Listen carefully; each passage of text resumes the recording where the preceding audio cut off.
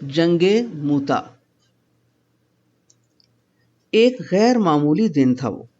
مدینے سے 1.25 مہینے کی اونٹ سواری پہ دور بحیرہ مردار کے جنوبی کونے موجودہ اردن کے ایک زرخیز میدان میں واقع شہر موتا کی طرف جانے والے لشکر کو وداع کرنے آقا صلی اللہ علیہ وآلہ وسلم خود شہر کے باہر ثنیۃ الوداع تک آئے۔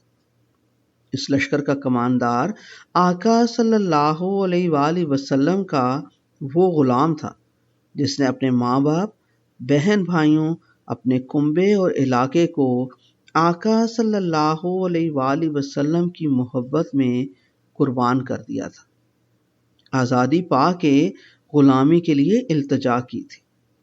آقا صلی اللہ علیہ وآلہ وسلم نے جنہیں حرم کعبہ میں لے جا کے اعلان کیا تھا کہ میں اس کا وارث ہوں اور یہ میرا وارث ہوگا، میرا بیٹا ہوگا، وہی زید بن حارث رضی اللہ تعالیٰ عنہ آقا صلی اللہ علیہ وآلہ وسلم کے صحابہ میں سے صرف جن کا نام قرآن میں آیا ہے۔ انہیں خدا حافظ کہنے آقا صلی اللہ علیہ وآلہ وسلم دور تک ساتھ آئے۔ یہ خالد بن ولید رضی اللہ تعالیٰ عنہ کے اسلام لانے کے 3 مہینوں کے بعد کی بات ہے۔ عمرۃ القضاء کے 5 مہینوں بعد کا یہ واقعہ ہے۔ جمادی الاول 8 ہجری کا مہینہ تھا۔ لشکر میں 3000 سپاہی تھے۔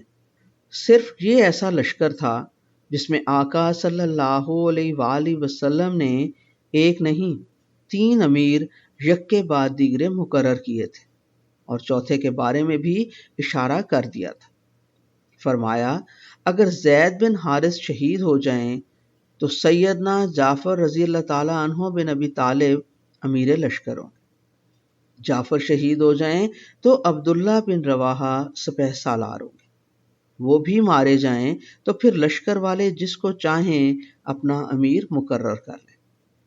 بخاری، فتح الباری، زرقانی، طبقات ابن سعد۔ آقا صلی اللہ علیہ وآلہ وسلم نے کبھی پہلے اتنی صراحت سے جیش العمرہ مقرر نہیں کیے تھے۔ کیا آقا صلی اللہ علیہ وآلہ وسلم کو علم تھا جو ہونا تھا؟ یہی نہیں، وداع کے لیے دور تک جاتے ہوئے آقا سیدنا زید رضی اللہ تعالیٰ عنہ کو نصیحت فرما رہے تھے، ہدایات دے رہے تھے۔ ہر حال میں تقوی اور پرہیزگاری کو ملحوظ رکھنا، اپنے ساتھیوں کی خیر خواہی کرنا، اللہ کی راہ میں کفر کرنے والوں سے جہاد کرنا، مگر دیکھو بد عہدی نہ کرنا، خیانت نہ کرنا، کسی بچے، عورت، عمر رسیدہ اور تارک الدنیا کو نہ مارنا، کسی عبادت گاہ گرجے میں نہ گھسنا، کسی کھجور یا کوئی اور درخت نہ کاٹنا، کسی عمارت کو منہدم نہ کرنا۔ یہ ہدایات تھیں اس لشکر کو جو 3000 سپاہ کو لے کر ایک سفیر کو مارے جانے کا انتقام لینے اتنی دور جا رہا تھا۔ کچھ عرصے پہلے آقا صلی اللہ علیہ وآلہ وسلم نے عرب کے قرب و جوار میں بادشاہوں کو سلامتی اور ہدایت کے راستے کی نشاندہی کے لیے خطوط لکھے تھے۔ کیسر روم اور کسریٰ ایران کو بھی خط لکھے۔ انہی دنوں حاکم بصرہ شرحبیل بن عمر غسانی کے پاس اپنا سفیر سیدنا حارث بن عمیر ازدی رضی اللہ تعالیٰ عنہ خط دے کر بھیجا۔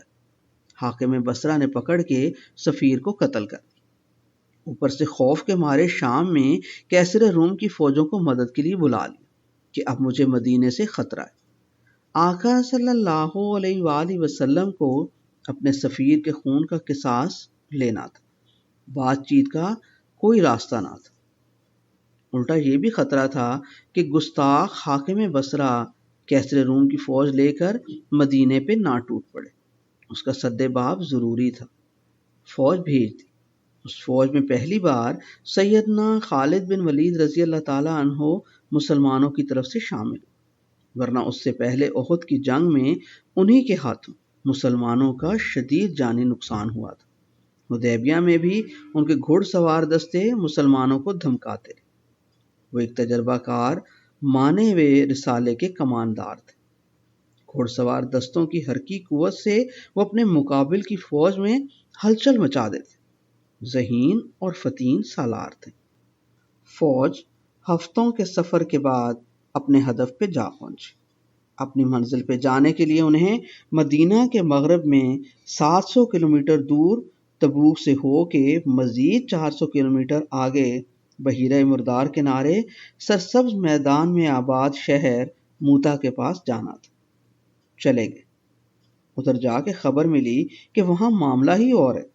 حاکم بصرہ نے اپنی سلامتی اور تحفظ کے لیے کیسر روم کی 1,00,000 جرری فولاد میں جڑی بھاری فوج کو جمع کر رکھا ہے۔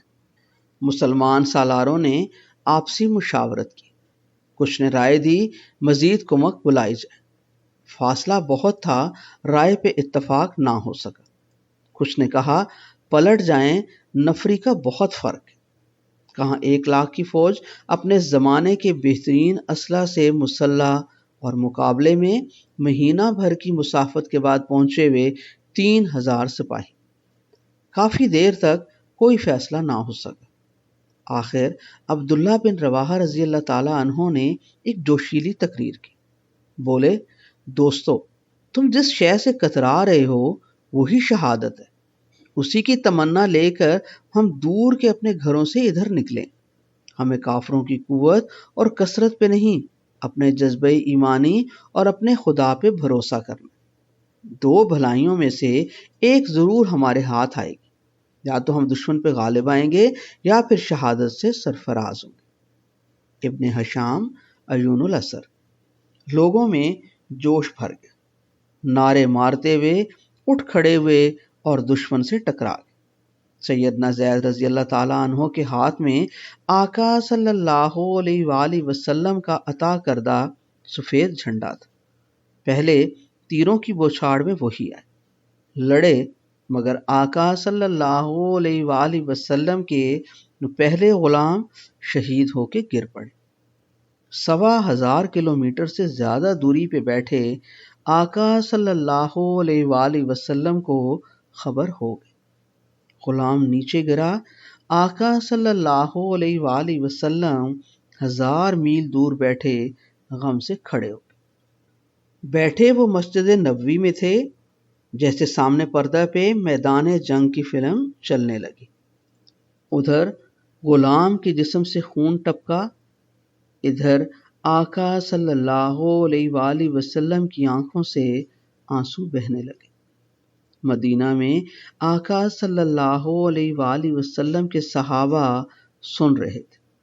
آقا صلی اللہ علیہ وآلہ وسلم فرما رہے تھے، تیر لگ گیا زید کو، خون نکلا اور وہ گر گئے۔ آقا صلی اللہ علیہ وآلہ وسلم کے آنسو بہتے رہے۔ پھر آقا صلی اللہ علیہ وآلہ وسلم نے فرمایا، اب جعفر نے جھنڈا تھام لیا۔ مدینے کی مسجد نبوی میں بیٹھے مسلمان جگر تھام کے بیٹھے۔ آقا صلی اللہ علیہ وآلہ وسلم کے لبوں سے آنکھوں دیکھا حال سن رہے تھے۔ آقا صلی اللہ علیہ وآلہ وسلم 1,25,000 کلومیٹر دور بیٹھے سارا منظر دیکھ دیکھ کے بتا رہے تھے۔ جعفر جھنڈا لے کر دشمن کی صفوں میں گھس گئے۔ گھمسان کا رن پڑا۔ جعفر پہ کئی گھڑ سوار تلواریں سونتے پل پڑے۔ یہ جعفر کا ایک بازو کٹ گیا۔ آقا صلی اللہ علیہ وآلہ وسلم کی آنکھ سے پھر آنسو نکلا۔ جعفر نے جھنڈا بائیں بازو میں لے لیا، گرنے نہیں دیا۔ بائیں بازو پہ بھی وار ہو گیا، دونوں بازو کٹ گئے۔ وہ گھوڑے سے نیچے گر پڑے، مگر جھنڈا گرنے نہیں دیا۔ کٹے بازوؤں سے بہتے خون بیچ سینے سے چپکا لیا۔ اب ان کے چہرے پہ شہادت کی دستک ہے، وہ گر رہے۔ جھنڈا پکڑنے کو تیسرا نامزد امیر عبداللہ بن رواحہ لپک کے آیا۔ آقا صلی اللہ علیہ وآلہ وسلم کی آنکھوں سے نیر بہتے رہے۔ سننے والے مسلمانوں کے دل کٹ کٹ کے کٹتے رہے۔ 1,25,000 کلومیٹر دور گئی سپاہ کے ساتھ آقا صلی اللہ علیہ وآلہ وسلم کی آنکھیں بھی گئی تھیں۔ آقا صلی اللہ علیہ وآلہ وسلم کا غلام ان کی آنکھیں تھا۔ آقا صلی اللہ علیہ وآلہ وسلم وہ سارا منظرنامہ دیکھ دیکھ کے اپنے ساتھیوں کو بتا رہے تھے۔ پھر عبداللہ بن رواحہ بھی شہید ہو گئے۔ آقا صلی اللہ علیہ وآلہ وسلم کے تینوں نامزد کیے عمرہ باری باری آقا صلی اللہ علیہ وآلہ وسلم کے عطا کردہ جھنڈے کی شان پہ قربان ہو۔ جو ہی عبداللہ بن رواحہ رضی اللہ تعالیٰ عنہ گرے، جھنڈا فوج میں شامل بنو اجلان کے ایک سپاہی ثابت بن ارقم رضی اللہ تعالیٰ عنہ نے اٹھا لی۔ بولے، مسلمانوں اپنے میں سے کسی کو امیر بنا لو۔ لوگ بولے، آپ ہی ہمارے امیر ہوئے۔ ثابت بن ارقم رضی اللہ تعالیٰ عنہ نے کہا، نہیں، مجھے مہارت نہیں، ہم میں جنگ کے نشیب و فراز کو سمجھنے والا ایک سالار موجود ہے جس کے پائے کا ہم میں کوئی اور نہیں۔ میری مانو خالد بن ولید کو امیر بنا لو۔ لوگوں نے کہا، بالکل ٹھیک، خالد بن ولید ہمارے امیر ہوئے۔ ادھر مدینے میں بیٹھے آقا صلی اللہ علیہ وآلہ وسلم اپنی اشک بار آنکھوں سے سارا منظر دیکھتے ہوئے تینوں شہیدوں کی موت کی خبر سنا کے پہلی بار مسکرائے اور فرمایا، اب اللہ کی تلواروں میں سے ایک تلوار خالد بن ولید نے اسلام کا علم سنبھال لیا، اب فتح ہماری۔ ایسا ہی ہوا۔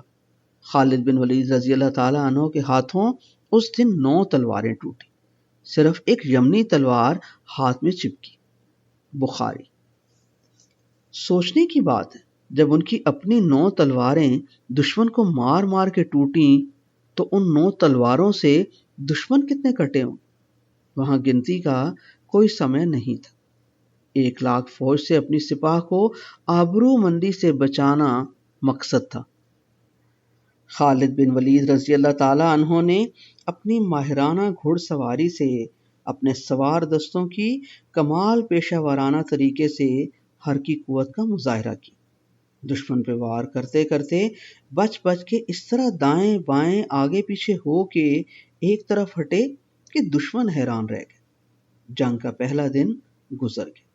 شام کو خالد بن ولید رضی اللہ تعالیٰ عنہ نے منصوبہ بنایا، اپنی سپاہ کا ایک حصہ ریزرو بنا کے دور پیچھے چھوڑا جہاں سے وہ نظر نہ آئے، مگر ضرورت پڑنے پہ وہ بغیر رکاوٹ کے طے شدہ وقت پہ مقررہ جگہ پہ جوش و خروش کا زبردست مظاہرہ کرتے ہوئے خالد بن ولید کے اشارے پہ پہنچے۔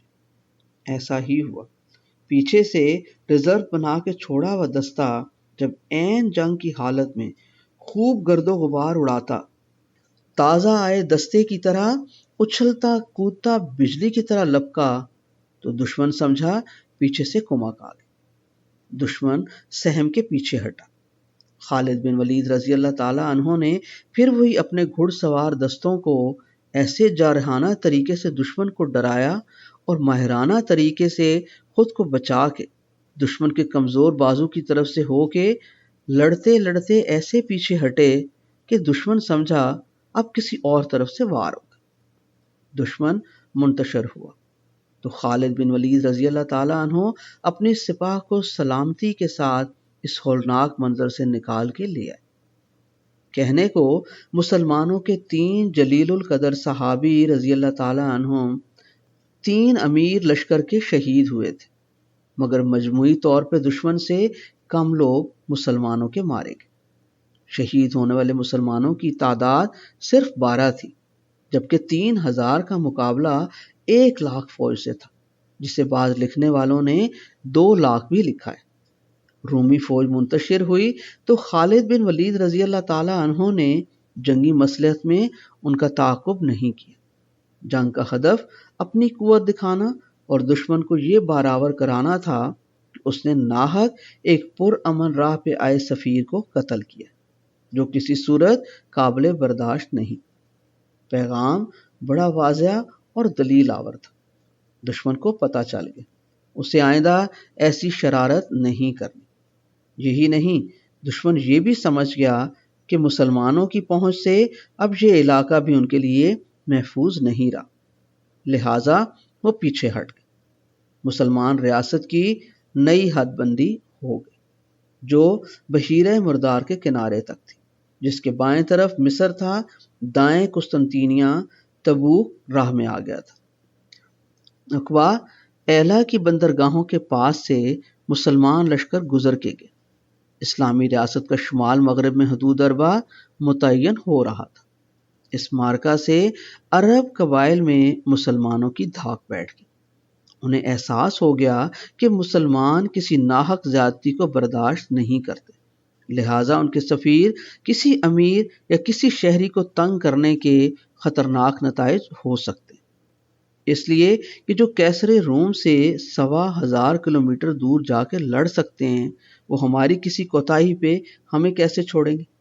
غطفان، زیبان، بنو سلیم، فزارہ اور اشد جیسے بہت سے قبائل کے ذیلی قبیلے جو اکثر مسلمانوں سے لڑتے رہتے تھے، وہ یا تو مسلمان ہو گئے یا حلیف بن گئے۔